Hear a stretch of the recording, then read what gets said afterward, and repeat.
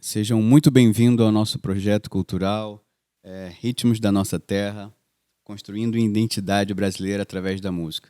E o objetivo é trazer para os bastidores. Isso não é um espetáculo musical, mas é uma conversa. A gente vai falar sobre como que os ritmos brasileiros vão se encaixando e depois a gente vai contrastar com outros ritmos de outras nacionalidades. É como se a gente estivesse num ensaio aberto. Então a gente quer convidar, a gente vai parar, vai tocar, vai conversar, cada um vai falar um pouquinho. É como se a gente estivesse trazendo você para perto da gente para participar desse momento de aprendizado e de pensar um pouco nessa estrutura rítmica brasileira. E aí eu começo dizendo um segredo. A música brasileira tem um segredinho muito interessante, que é a música brasileira é feita em 3 camadas. E pouca gente percebe isso, né? Primeiro a gente tem a linha melódica. Vamos pensar nas 3 camadas para isso ficar mais claro. A primeira camada seria a linha melódica. A segunda camada seria a levada. E a terceira camada a gente chama de ritmo harmônico. Eu quero gastar um pouquinho de tempo para a gente entender brevemente, da forma mais simples. Guga, faz uma levada em 2/4 para a gente. Um dos baixistas marca um 2/4 aí qualquer.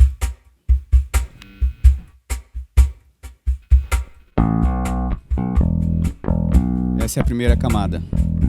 E a música brasileira, essencialmente, boa parte, está funcionando em padrões de 2/4, ok? Valeu, galera. Só que, junto a essa camada, a gente tem a camada melódica. E é muito interessante que existe uma intenção na melodia que não está em 2, está em 4. Como assim? Eu vou pegar uma música aleatória, sei lá, Zeca Pagodinho, Madalena, é Zeca Pagodinho? É, né? Então, Madalena, você é meu bem-querer. Presta atenção onde fica o acento. Guga, me ajuda? Marco 2 e eu vou mostrar que a melodia não tem intenção de 2, a melodia tem intenção de 4. Madalena, 2, 3, 4. Você é meu bem-querer. Percebe que o acento está em 4? O acento não está em 2, o acento não é assim, ó. Madalena, Percebe que o acento é completamente diferente? Se o acento fosse em 2, perderia o segredo. Então, a gente tem 2 camadas. Então, a primeira camada é 2. E a esmagadora, e isso cria um contraste na música brasileira, essa sensação de 2 junto com essa sensação de 4. E a terceira camada é o ritmo harmônico. Faz uma levada qualquer, que tom aí. Agora o canarinho faz a sequência. Guga, marca 2. Então, uma levada mesmo, uma levada. Então,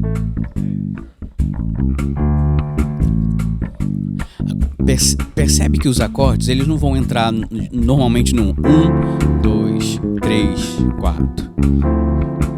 Os acordes não vão aparecer nem no 1, nem no 2, nem no 3 do 4. Geralmente, quando o acorde aparece, você vai trabalhar com o que a gente chama de antecipação ou retardo.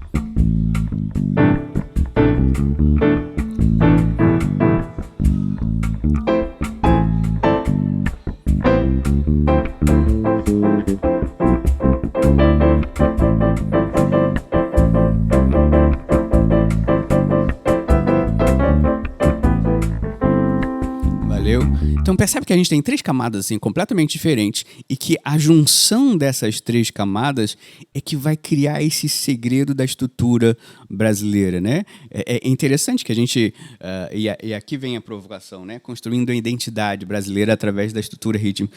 E isso tem tudo a ver com o que algumas pessoas chamam de brasilidade. Até na estrutura musical existe uma certa mestiçagem, né? Existe uma mistura de coisas. Então, você vai ver outras culturas, tudo é muito mais padronizado.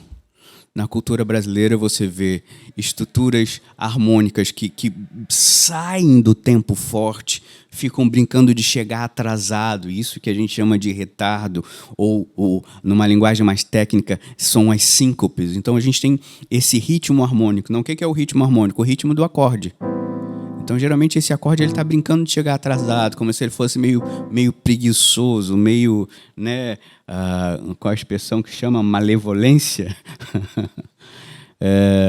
A camada da melodia que tem um acento em 4, não em 2. E a marcação em 2. Isso cria o segredo da estrutura rítmica da música brasileira.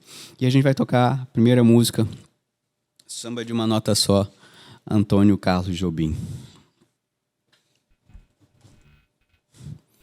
Preparado, galera? Vamos lá?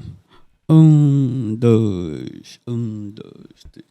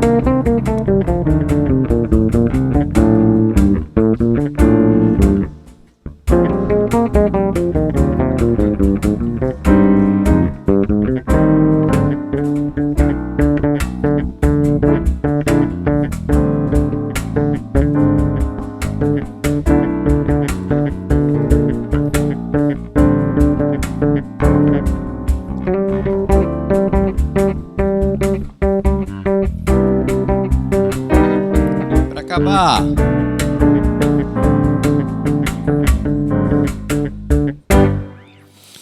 Deu para perceber nessa música como funcionam as 3 camadas, né? Eis aqui esse sambinha feito uma nota só. O acento da estrutura melódica é sempre 4, né? O acorde está funcionando dentro de uma estrutura que a gente já falou, atrasando, sincopando. E aí eu queria ouvir com vocês, né? Eu não sei se vocês já tinham pensado sobre isso, como que a música brasileira tem camadas. Não é 4 e deu, ou não é 2 e deu, né? Ela está sempre sobreposta com essas estruturas. E aí eu queria ver, porque para cada instrumento o raciocínio é muito diferente, é muito peculiar. Por exemplo, eu preciso aqui no piano, eu preciso pensar no 4. E eu penso no 2, porque eu estou fazendo harmonia e eu estou pensando na síncope, né? Então, geralmente, o piano, pela estrutura, normalmente a gente pensa em 3 camadas.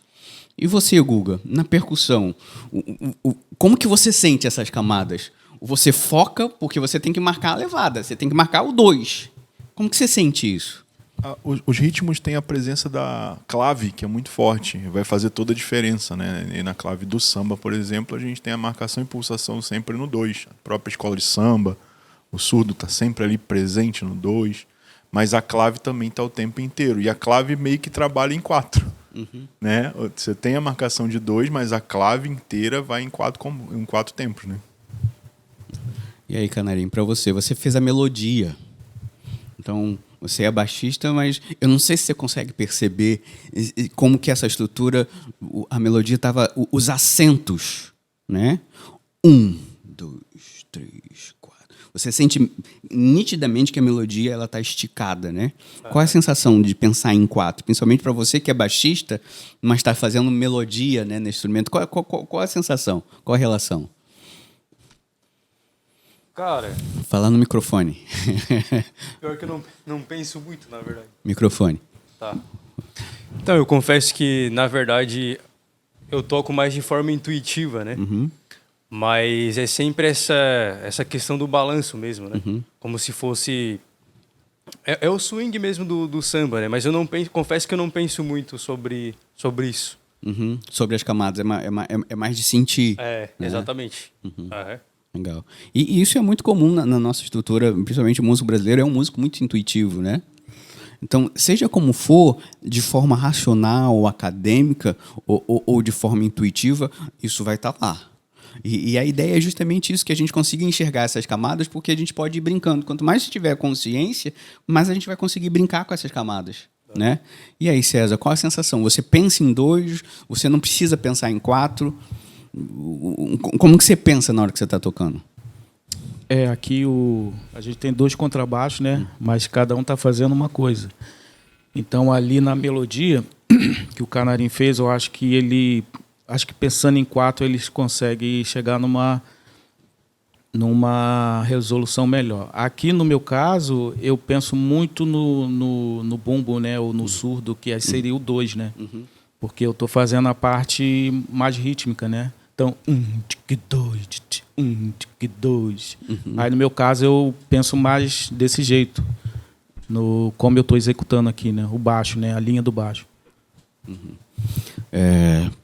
Vamos fazer mais uma vez essa música, só uma passada, porque eu queria que você que está assistindo a gente tenta, e eu sei que se você nunca pensou nisso, às vezes é um pouco difícil, então a ideia é que no final dos nossos encontros você consiga estar enxergando essas camadas. Então a gente vai passar uma vezinha só ela inteira e fechou, né? Só para ver se os nossos queridos conseguem perceber essa estrutura de camada que a música brasileira tem. Vamos lá? 1, 2, 1, 2, 3.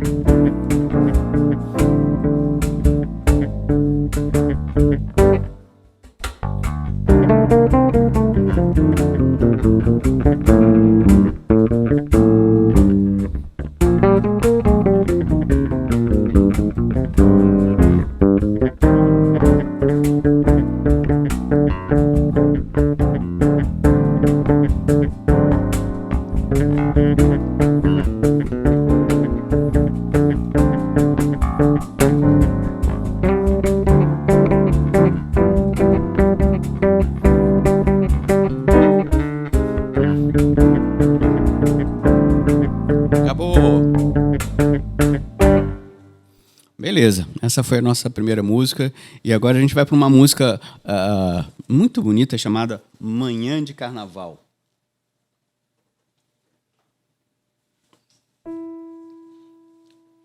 Preparados?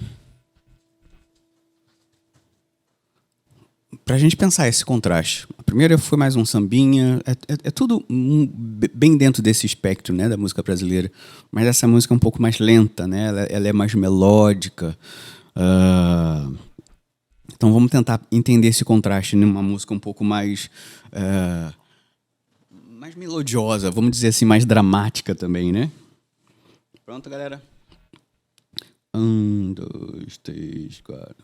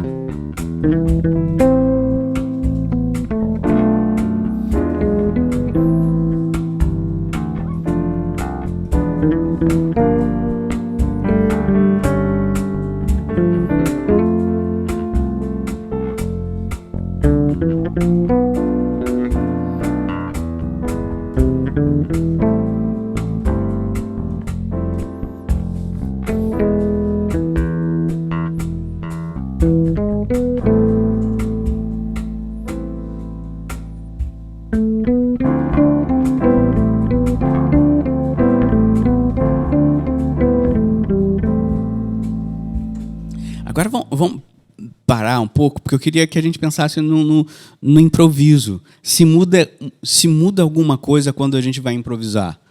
Qual dos dois vai improvisar, o César ou o Canarim?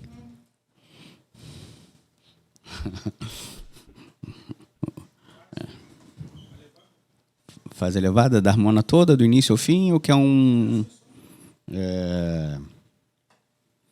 Vamos escolher um pedaço.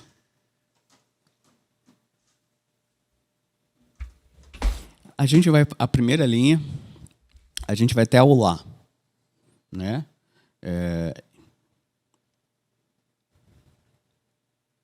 Só até ali. Um período mais curtinho, né? Então, 1, 2, 3, 4, 5, 6, 7, 8 compassinhos. Tá? E aí eu já chamo a atenção, como na música a gente tem essa coisa de subdividir, né? 8, 16, 32. E por incrível que pareça, isso não vem da música brasileira, isso vem de um cara chamado Mozart. Mozart, que estabeleceu toda a estrutura que a gente conhece, vem lá de Mozart. Do blues ao samba, à bossa, qualquer coisa que você imaginar, tudo isso vem dessa estética que a gente chama da estética da música clássica. E quem estabeleceu isso de forma mais clara é esse sujeito chamado Mozart. Então a gente vai pensar em 8 compassos. Ok? 1, 2, 3, 4...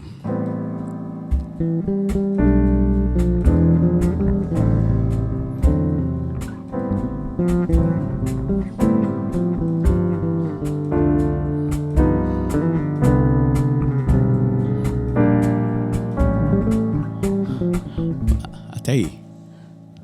Qual a sensação? Deu para sentir o quê?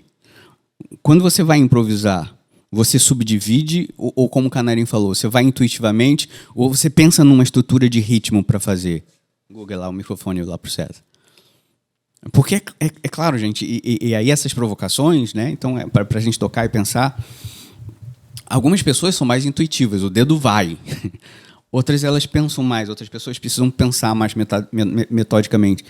Aí a pergunta que eu faço é, quando você tentou desenhar a melodia do seu improviso, você pensou melodicamente, tinha alguma coisa rítmica definida? Como isso funciona para você? É bem parecido com o Canarim, bem intuitivo mesmo.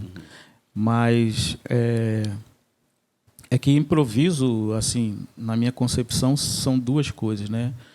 Tem a parte melódica e tem a parte rítmica também, né? Tem improvisos que são mais rítmicos e tem improvisos que são mais melódicos. Mas pensando nessa ideia que você falou, eu acho que o improviso, no caso desse tipo de música, se encaixa no 4, né? Porque acho que a gente consegue alinhavar melhor a questão das notas. Colocar o acento talvez no 2 fique um pouco mais travado. Fica mais, Uhum. Até a própria clave. Pensando no samba especificamente, a clave inteira vai ser 4. Ó, conta comigo.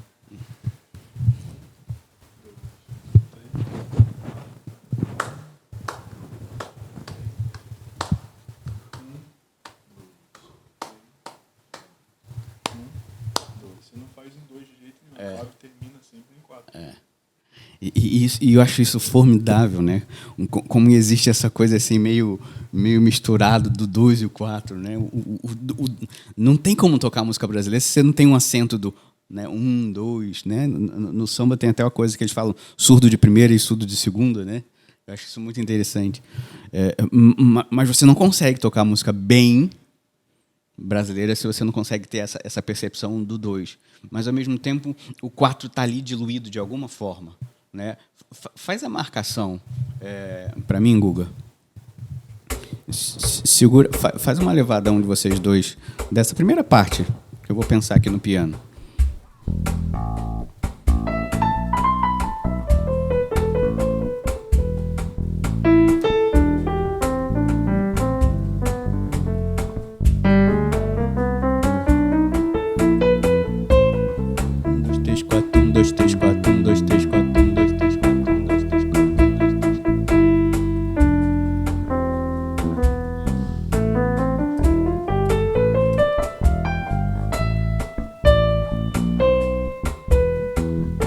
Percebe que eu estou variando 1, 2, 1, 2, 1, 2, 1, 2, 3, 4, 1, 2, 3, 4, 1, 2, 3, 4, 1, 2, 3, 4, 1, 2, 3, 4, 1, 2, 3, 4, 1, 2, 3, 4, 1, 2, 3, 4, 1, 2, 3, 4.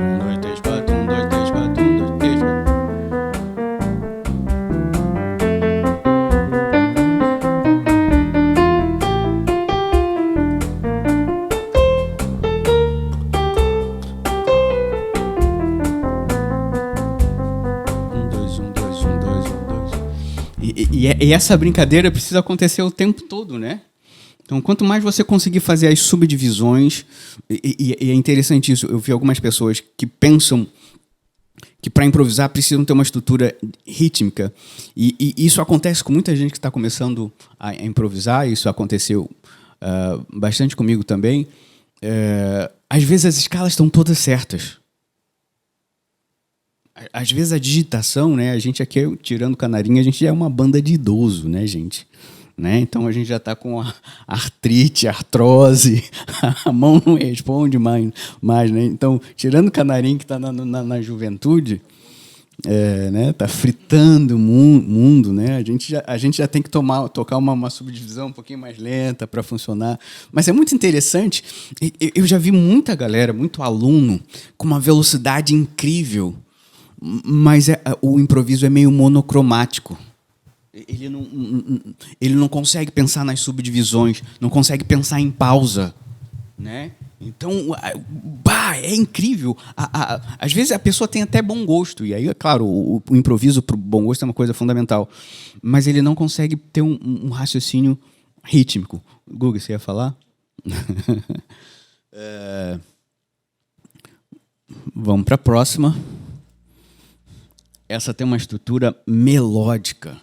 E aí eu não vou nem pensar tanto nisso, mas a estrutura melódica dela é extremamente complexa. E talvez aqui venha uma distinção entre a música americana, por exemplo, a música americana e a música brasileira. A música americana é incrivelmente simétrica, né? Então você vai pegar, sei lá, um Coldplay, Michael Jackson. Você vai ver todas as estruturas, a melodia é previsível, e com previsível não estou falando que seja ruim, ok? Mas existe uma simetria muito bem posta. Agora, quando a gente vai para a música brasileira, e aí vem uma coisa importante nessa música, existe uma coisa de assimetria. A melodia é incrivelmente assimétrica. E é para isso que eu quero chamar a atenção de vocês agora.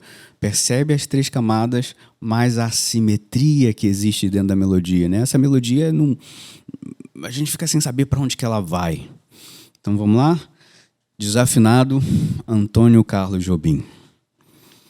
1, 2, 1, 2, 3.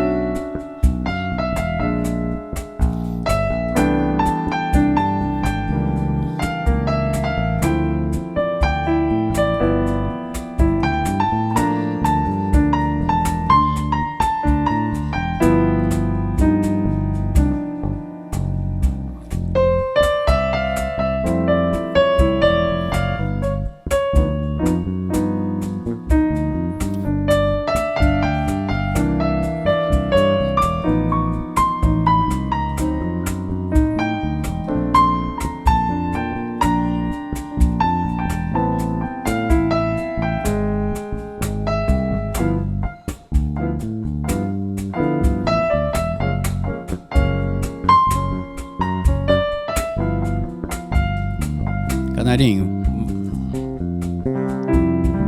Voltou?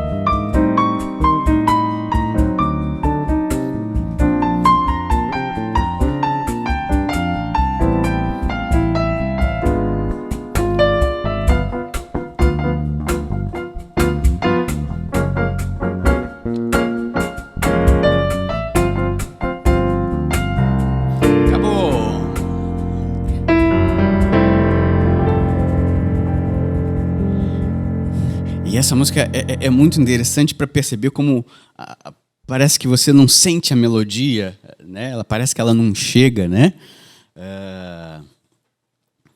E agora a gente vai para Wave. Senhores, alguém quer falar um pouquinho? Tudo bem? A próxima chamada de atenção, né, para a gente considerar é justamente... Isso serve para qualquer música, não só música brasileira. É muito importante quando a gente está fazendo, ensaiando, tirando música, né? Então lembra que a ideia aqui é de bastidor, né? A gente não está trazendo um espetáculo, a gente quer pensar a música junto com vocês. É pensar em parte A, parte B, às vezes tem música que tem em C. Então, geralmente, a parte A e a parte B precisa haver algum contraste. Isso é muito claro na música brasileira, né? Só lembrar do samba de uma nota só, né? Que começa...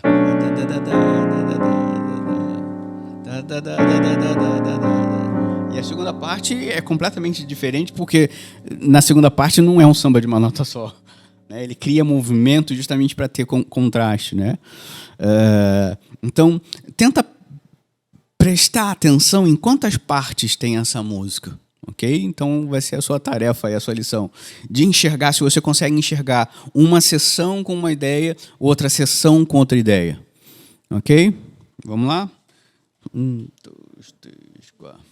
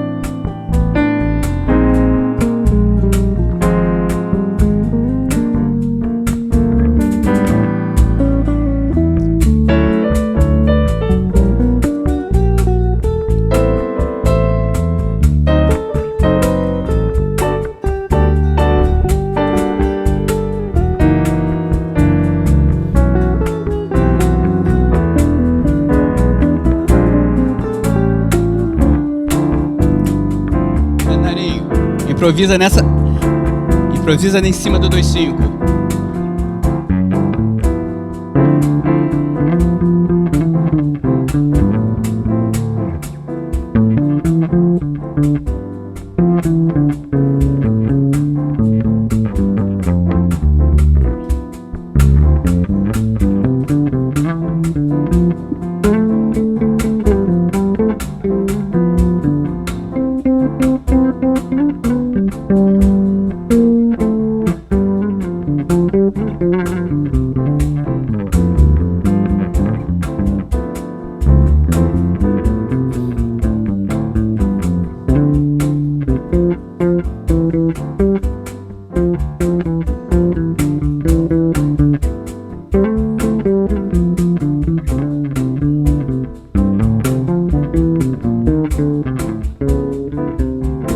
Melodia, César.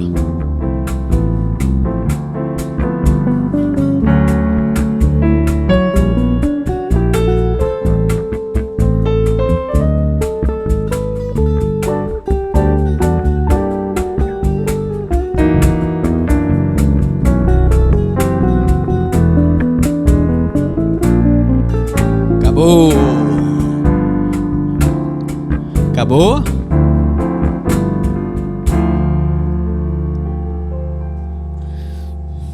Eu sei que a conversa não é exatamente sobre improviso, mas e melodicamente, o que é que você pensou para improvisar?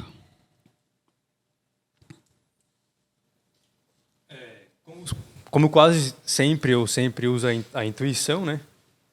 E também algumas questões da escala ali, da harmonia.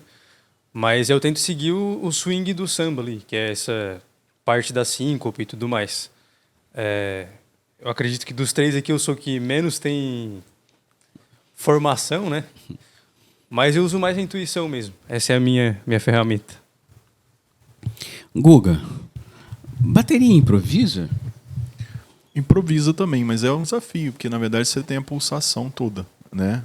É muito comum a gente ver até em banda, quando a gente ousa um pouquinho a mais, de repente inverter um tempo, às vezes um tempo forte, o pessoal que não está muito acostumado vai embora, né?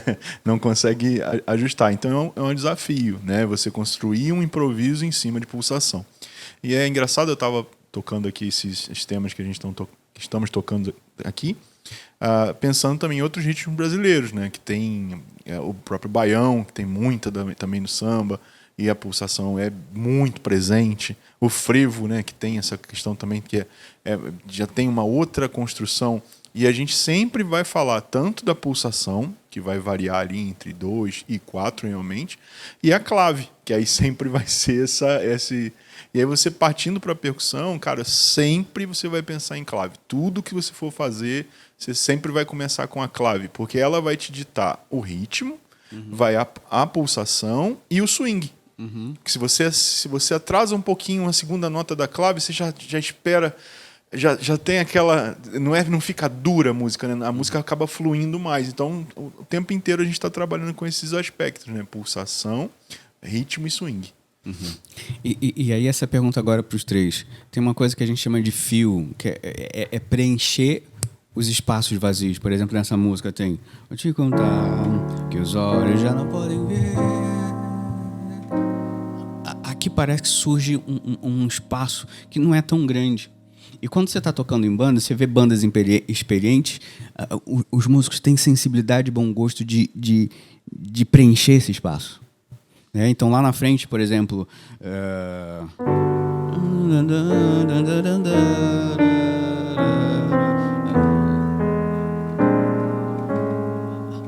Aqui está vazio de novo.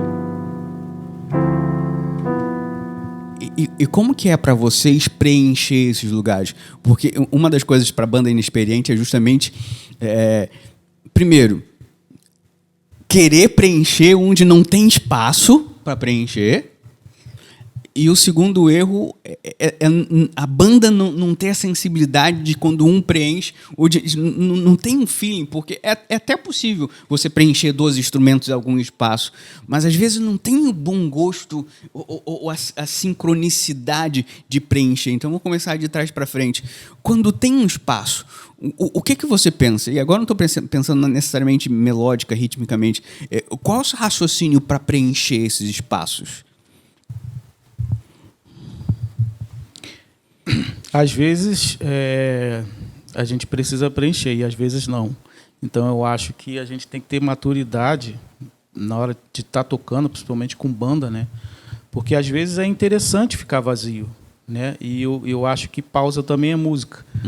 E aí às vezes você tem muita nota, tudo ao mesmo tempo, e você quer preencher tudo e acaba ficando feio, né? Então eu acho que principalmente assim, depois que a gente vai ficando mais velho, mais calejado, a gente quer tocar menos nota. Então, eu acho bem interessante essa questão de, vamos supor, você está tocando junto com batera. Assim, em determinado momento, você dá uma secada e deixa a bateria sozinha, entendeu? Daí entra depois, um tempo depois, né? Eu acho bem interessante. Mas, não, assim, tem horas que dá para você fazer, né? Mas, assim, tem que saber dosar, senão fica demais. Fica over. Canarinho. Eu penso que... Como o César falou, né? Silêncio também é música, pausa também é música. E tudo isso faz parte da dinâmica, né? Eu acredito que a dinâmica é o que faz a música contar a história de uma maneira mais fluida, né? Eu acredito que é o retrato da vida. Na vida nem tudo é constante. A gente tem os altos e baixos. Então a música, como é um retrato audível, né, da vida, a gente precisa... manter essa realidade. O Guga, o baterista, o percussionista é um desafio à parte, porque a bateria precisa preencher também, né? É claro que tem a ideia do silêncio, mas às vezes você conseguir ocupar espaços vazios, principalmente se você está tocando com pessoas que não têm tanta experiência, e às vezes surge um espaço vazio. Como que é para o instrumento de percussão, para o ritmo, ocupar espaço vazio? Como isso funciona? Para mim, eu penso um pouco diferente. É porque eu tenho a percussão como principal instrumento, né? E, na verdade, o percussionista ele toca muitos instrumentos, mas e às vezes é especialista em um ou dois, mas a linguagem dos outros instrumentos é muito presente. Então, quando eu sempre pensei percussão também em camada. A gente grava um ganzá para preencher um agudo, você tem um médio ali fazendo a clave, você tem um outro instrumento que vai fazer um contraponto, às vezes no canto.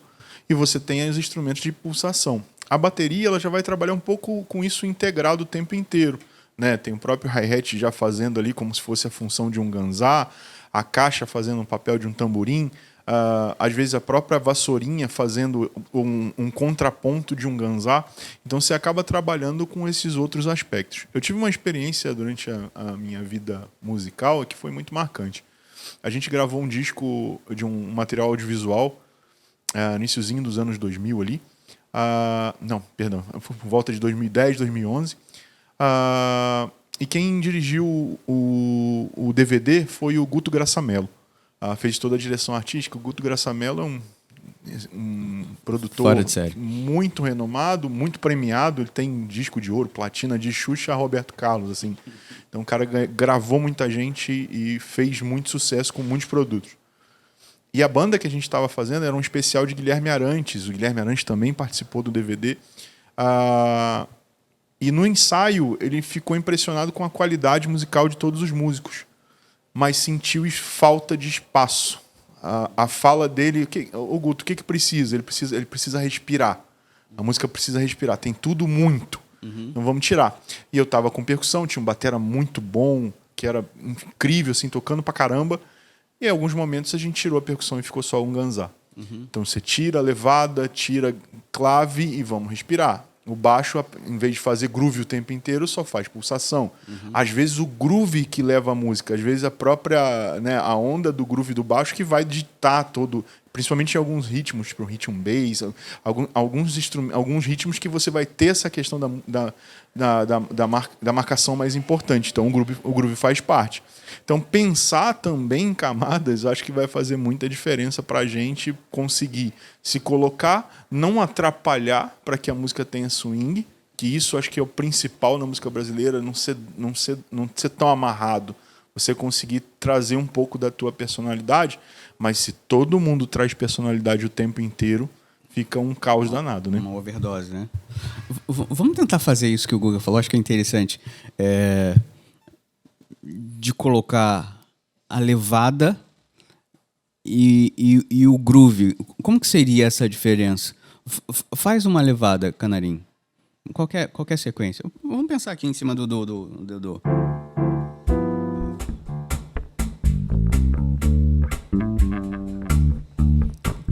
Faz a distinção pra gente, principalmente pra quem tá ouvindo a gente, qual seria a diferença da levada e do groove? O que você sugere pra ele, Guga?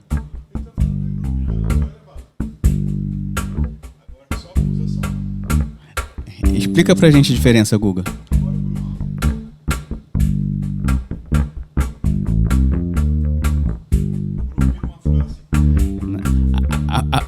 O groove, a tradução literal em inglês é ranhura, né? Então você tem uma superfície que ela vai desenhando, né? A pulsação é uma coisa mais objetiva, né? E isso para a gente pensar, né? Nessa fala que é muito importante, como que a gente está elaborando a camada e eu vejo isso muito forte. A identidade brasileira, né, essa coisa da miscigenação, é extraordinário como isso acontece dentro da estrutura rítmica dos arranjos das músicas brasileiras.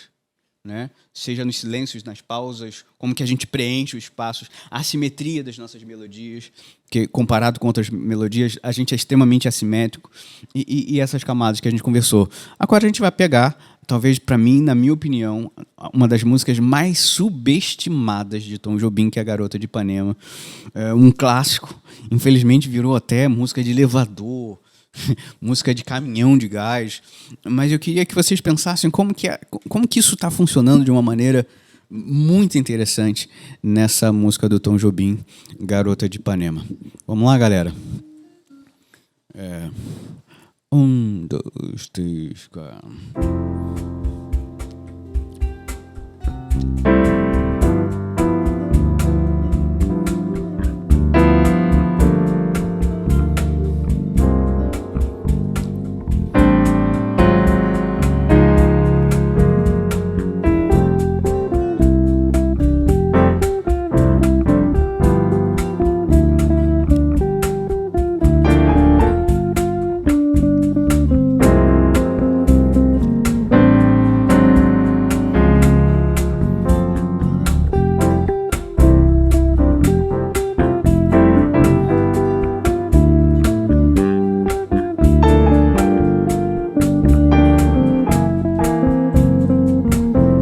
Olha a parte B agora. Olha como muda.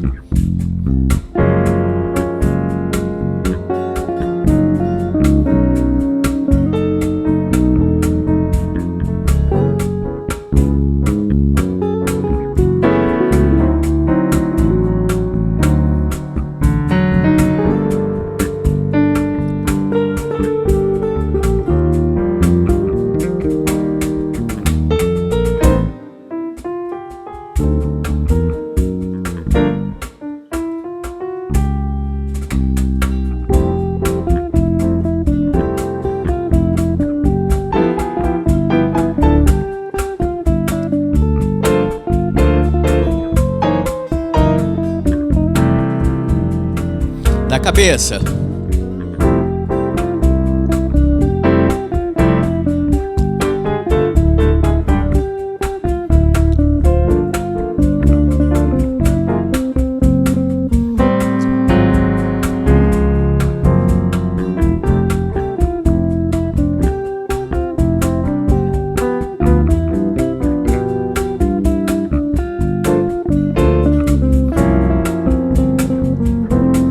Vamos voltar pro B.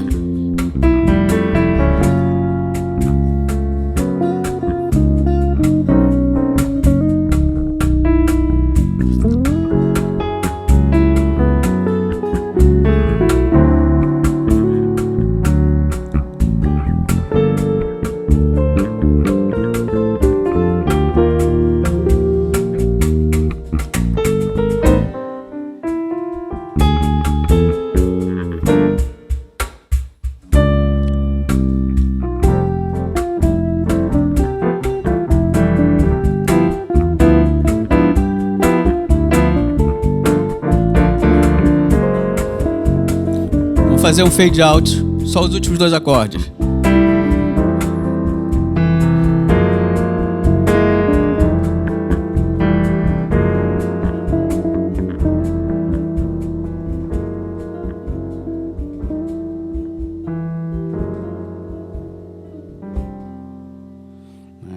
E essa coisa das acentuações já fica aqui com um gancho para nossa próxima conversa, que é justamente os acentos. Na nossa próxima reunião, bate-papo de música. E essa é a ideia, né? Que seja um bate-papo informal, mas com bastante conteúdo. São os acentos. Como que essa música é interessante, né?